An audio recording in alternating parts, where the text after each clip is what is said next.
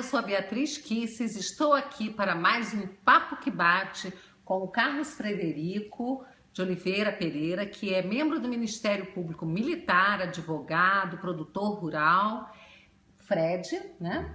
E nós vamos então, hoje, dia 21 de julho, falar um pouquinho a respeito de um tema que é muito importante, está muito em voga também, que é o tema da reforma agrária e dos movimentos sem terra. Fred, fala um pouquinho assim, qual a sua experiência sobre isso?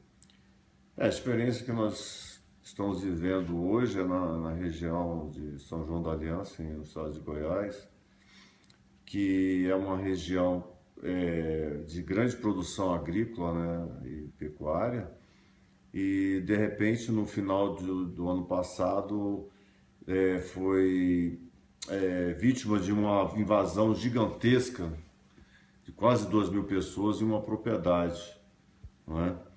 E isso está causando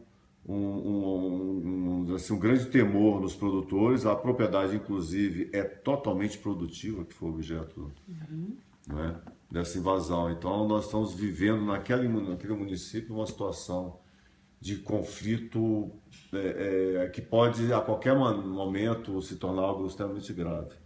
Eu acho que é uma situação de terror mesmo, né? Porque as pessoas... Eu passei por lá outro dia. Eu estava vindo de São Jorge, ali, perto do Paraíso, e passei e vi, ali na estrada, e vi umas bandeiras vermelhas fincadas, MST, PT... FNL, é um outro movimento, né? Seria uma dissidência do MST. Ok. Frente Nacional de E aí eu Lutas. olhei e vi um monte de barraca, assim, enorme. Falei, meu Deus... Aí eu lembrei que você tinha comentado comigo que pessoas conhecidas suas tinham tido suas terras invadidas.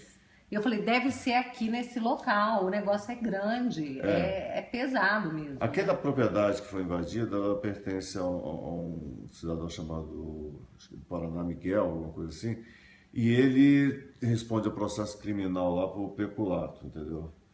A sentença foi anulada, então talvez essa questão do caso, assim, dele ser devedor em face de verba pública, isso motivou o ingresso dessas pessoas. Ou seja, a motivação, ao que tudo indica, para você invadir propriedade hoje não é mais aquela de, se trata de uma terra improdutiva, não é isso? Entendi. Pelo menos a experiência que nós estamos vivenciando lá é que o objetivo se volta para invadir terra produtiva mesmo, só que com essas motivações que não tem amparo legal. Se o cara deve ao Estado do Paraná, o Estado do Paraná é o credor dele, não esse grupo de pessoas. Não tem nada a ver, né? Não existe a possibilidade de invasão de área improdutiva, isso não existe.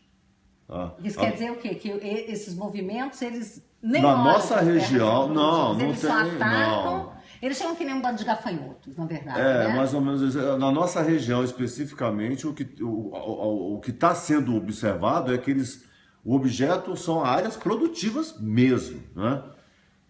Vou só dar um exemplo. Tem algumas coincidências interessantes. É o seguinte, a região ela está dentro de uma ação discriminatória. Metade da região está dentro de uma discriminatória que se arrasta há mais de 20 anos, entendeu? Eu acredito que isso tem sido o fator que está motivando a isso, né? Então, você tem duas forças que agem contra os produtores. Uma seria dos movimentos de reforma agrária e o outro dos movimentos de ambientalistas, que tendem a querer ampliar ao máximo o Parque Nacional, percebe? E todos eles focados no fato de que existe uma discriminatória que, discriminando terra pública da terra particular, pensam eles que isto posto, o que tiver dentro da área determinada como pública, que antes estava abrangida pela escritura particular, logo não tem que indenizar nada, tá entendendo?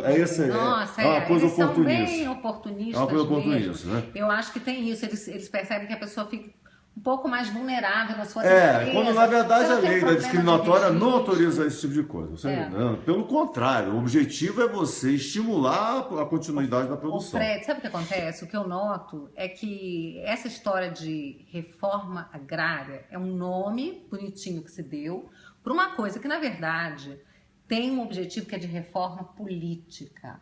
Nós temos aí o Rainha que era o líder, né, do Sem Terra, está preso aí, né? E a gente teve condenado, aquele... né? Tá condenado, ele está preso, né? Acho que, E a gente teve aquele caso aí da invasão lá em São Paulo, né? Daquela indústria que fazia sim. pesquisas, e eles destruíram 14 anos de pesquisa. Eles saem que nem gafanhoto destruindo tudo, se dando assim uma legitimidade que eles não têm para fazer justiça com as próprias mãos. Entendeu? E tem o que? O apoio do Estado. O apoio do governo por trás. É isso que eles têm. Porque ninguém para esses sujeitos. Não para. Ninguém para. Se a gente faz isso aqui de errado, já vem todo mundo em cima da gente. Mas vem esses movimentos, eles saem invadindo, quebrando. No caso destruindo. do município de São João da Aliança, os agricultores se uniram. Entendeu? Os agricultores se uniram e, com a ajuda muito importante da PM, conseguiu colocar um certo freio a essa ânsia deles de invadir. Mas são 1.800 pessoas, ou seja, pela quantidade de pessoas, a gente observa bem que o objetivo é dominar toda essa área enorme de terra que está em área discriminatória. Não tem, porque 1.800 pessoas, se você quiser, você domina e invade todas as propriedades que você quiser. Meu Deus, é uma coisa gigantesca, é uma coisa impressionante. Aí, você tem uma ideia, teve um proprietário lá, por exemplo, que ele comprou uma fazenda, essa fazenda era total cerrado, tá? Há coisa de 3 anos atrás. Aí ele conseguiu o licenciamento ambiental e esse ano começa a plantar. Os caras já ameaçaram de invadir. Ou seja, como estava encerrado, bruto, ninguém... Não interessa, não tem a menor chance. Porque depois eles vão querer negociar essas terras. Eles não ficam lá. A gente não vê assentamento, as pessoas vão, aí plantam, ficam. Não, eles passam até nesses assentamentos. São raros as situações, de pessoas que realmente produzem. Especificamente, por exemplo, na minha área, lá onde eu estou, dentro da zona rural, na frente você tem um projeto de colonização que data da década de 80, onde dividiram por lotes de 20 hectares. Dessa distribuição de terra, praticamente só tem 3 pessoas. É mesmo? Olha. Só 3 pessoas. Ou seja, todo mundo vendeu e hoje pertence a outras pessoas. Entendeu? Famílias de pessoas que realmente se interessam pela agricultura e estão lá, agricultura familiar, que é uma coisa importantíssima, se instalaram lá, entendeu? Nesse local. Mas os originários foram embora. Então isso está acontecendo. Esse modelo de reforma agrária na base de distribuição pura e simples não funciona.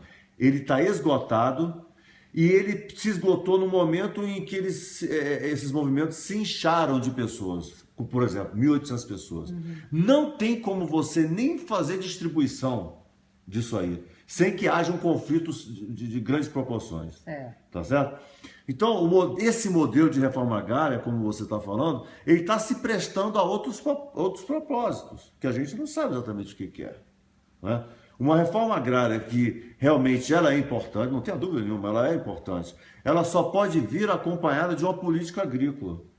Entendeu? Você dá um lote de 20 hectares para uma pessoa, ele ter condições de produzir e ser treinado para ser empresário rural. Isso é que é o grande diferencial. Não é simplesmente dar 20 hectares à pessoa, é ele ser treinado e ter condições de produzir e de se tornar um empresário. A reforma agrária, ela é um instrumento capitalista e não socialista. Socialista é se você partir para uma revolução e derrubar o pulo das armas.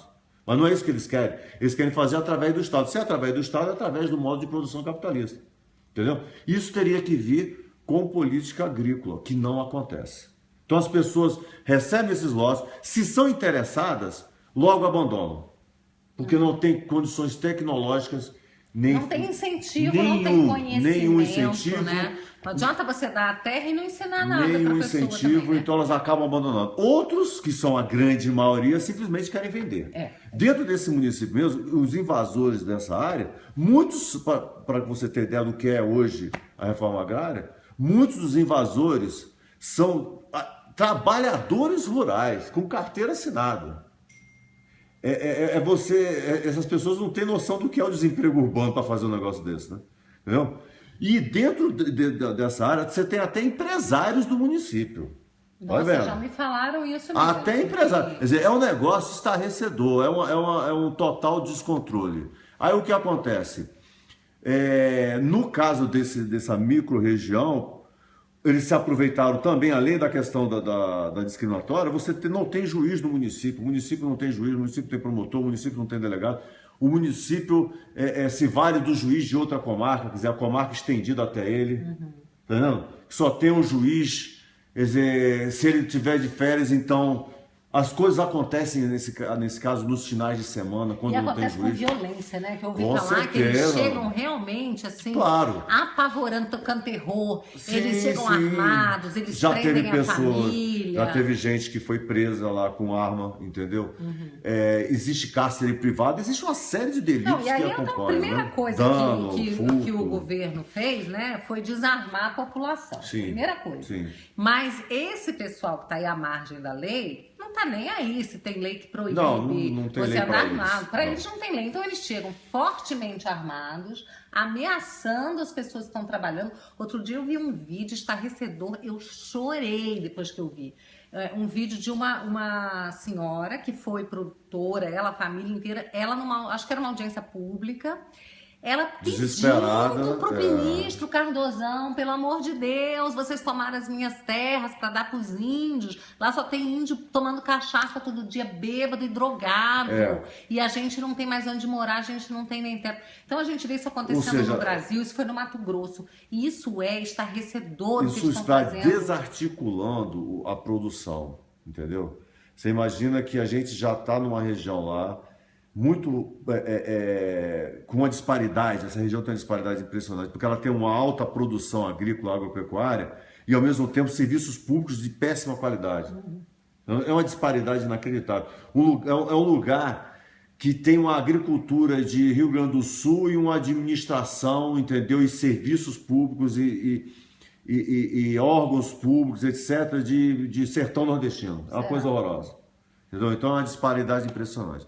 Mas ainda bem, veja você, ainda tem um lado positivo, que no estado de Goiás, pelo menos as instituições estão se esforçando para cumprir mandados de reintegração. Porque tem lugar que não cumpre. E aí você vai ter problema sério no futuro próximo. Por exemplo, no estado do Pará, você tem centenas de mandados de reintegração de posse que não são cumpridos. Mas não são cumpridos por quê? Porque não tem vontade. Não se cumpre. Não então, se sabe. Os caras invadem, o proprietário vai lá, entra com a ação, dentro da lei bonitinho, consegue a sua liminar, a reintegração e não tem quem cumpra. Não tem quem cumpra. E você tem um outro lado também, o judiciário está sendo muito conivente com isso. Você não pode ter reforma agrária em terra invadida, a lei é clara sobre isso. Percebe? Entendi. Mas prossegue-se a si mesmo. E é o que eu volto a dizer, não existe hoje invasão de propriedades que não seja produtiva. Não tem essa chance. Então a população tem que se unir, né? Assim, A os população produtores, isso já está acontecendo já está acontecendo lá. Isso é a única saída, É a né? única saída. É. Entendeu? Então você tem isso. O judiciário favoreceu muito isso com a interpretação que ele deu, dizendo que o crime de invasão de propriedade, se for para a reforma agrária, não se caracteriza. Não tem nenhum amparo dentro do tipo penal isso. Então ele tem estimulado esse tipo de coisa. Pode fazer que não é crime. Se você Pode fazer que não é crime. Nossa, que coisa. Ano passado teve um pedido de intervenção onde não se cumpriu o mandado de reintegração e o Superior Tribunal de Justiça disse, bom, não foi cumprido o mandado, isso é problema prático do produtor. A pessoa e fica pronto. completamente Então, abandonada. a pergunta sorte, né? aonde vamos parar?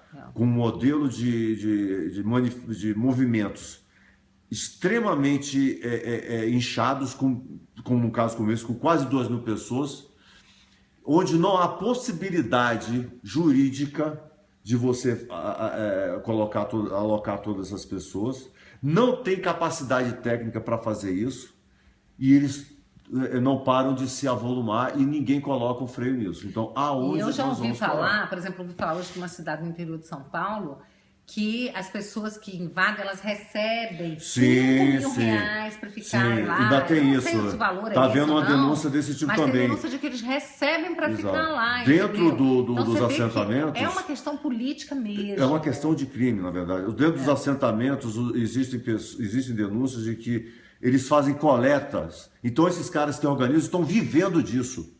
Estão vivendo disso e vivendo bem disso aí. Isso aí é uma denúncia que também está sendo feita. Eles fazem coletas de dinheiro, entendeu? E vivem disso. Então eles invadem aqui hoje, aí passa para amanhã. E é a esmo. Teve um episódio, é tudo à noite, quer dizer, é um negócio horroroso. E aí você invade a esmo. Não, agora hoje é fulano de tal. E vamos lá. E fica por isso. Perigoso, gente, a coisa tá feia. Fred, o nosso tempo aqui tá se encerrando. Se você quiser dizer umas palavras finais aí para quem tá nos assistindo. Eu acho que as pessoas precisam observar que esses movimentos estão acontecendo não só na zona rural, estão se ampliando também na área urbana, entendeu?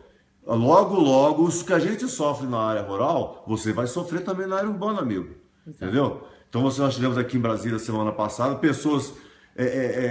todo o elo disso, o que une tudo isso é oportunismo, irresponsabilidade e falta de ação governamental. Isso que a gente está sofrendo hoje, você na área urbana vai sofrer logo logo. Pode esperar o que eu estou lhe dizendo.